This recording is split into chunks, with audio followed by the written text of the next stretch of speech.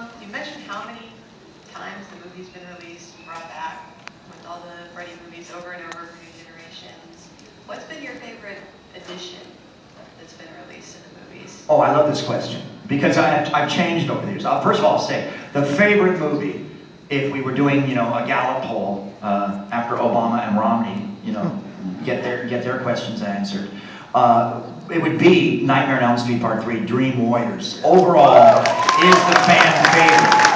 I think the scariest movie in the franchise is the first one. I think there's something primal about it, and low budget, and a little punk, and suburban punk, and kind of perfect about it. Whether it's Johnny Depp, whether it's the locations, there's just something scary and creepy, and everybody was on the same page.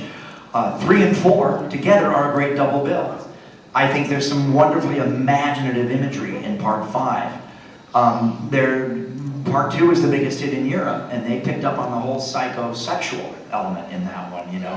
People are writing term papers, not the young lady that was just here. She's writing about me and Candyman, but people are writing term papers about, Nightmare on Elm Street 2 being the first gay horror film, because that's implied. There's some stuff going on in that movie. Watch it again. But my favorite is Wes Craven's New Nightmare, Part 7. Made for you guys, made with love from Wes's heart. Wes wanted to get some stuff off his chest. He wanted to deconstruct the horror phenomenon from the 70s and 80s and early 90s. He wanted to make a movie that addressed everything that you guys are onto. You guys know our tropes, you know our tricks, you know what we're up to, you know what we're going to do, and we still wanted to try to scare you and make it smart at the same time.